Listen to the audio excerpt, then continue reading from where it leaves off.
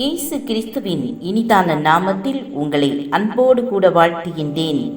இந்த நாள் உங்களுக்காக கொடுக்கப்பட்ட வேத வசனம் லூக்கா எழுதின சுவிசேஷம் 21ஆம் அதிகாரம் 33ஆம் வசனம்.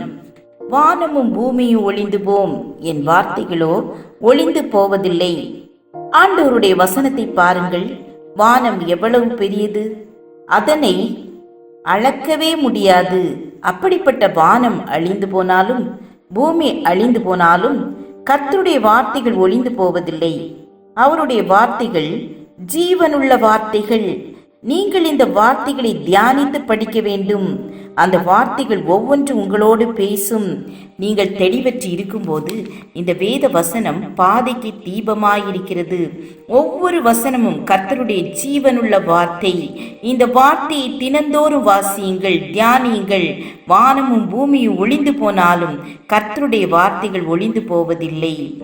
ஆம், எனக்கு அன்பானவர்களே, கர்த்தருடைய வார்த்தை நம்மை பலப்படுத்துகிறது. கர்த்தருடைய வார்த்தை ஒரு மீட்பை தருகிறது. கர்த்தருடைய வார்த்தை பிரச்சனைகளிலிருந்து நமக்கு விடுதலை தருகிறது.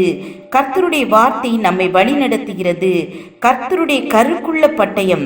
கர்த்தருடைய வசனத்தை வாசிப்போம், தியானிப்போம், அதன்படி நடப்போம். இந்த வார்த்தைகள் மூலம் கர்த்தர் உங்களோடு பேசுவாராக. கர்த்தர் உங்களை ஆசீர்வதித்து வழி நடத்துவாராக. ஜெபம் செய்வோம். கிருபையும் இரக்கமும் நிறைந்த கர்த்தாவே, நாங்கள் உம்முடைய வேதத்தை தியானித்து அதன்படி நடக்க கிருபை தாருங்க. உம்முடைய வசனத்துக்கு கீழ்ப்படுகிற ஒவ்வொரு பிள்ளைகளையும் ஆசீர்வதித்து வழி நடத்துங்க. இயேசுவின் நாமத்தில் பிதாவே, ஆமேன், ஆமேன். God bless you.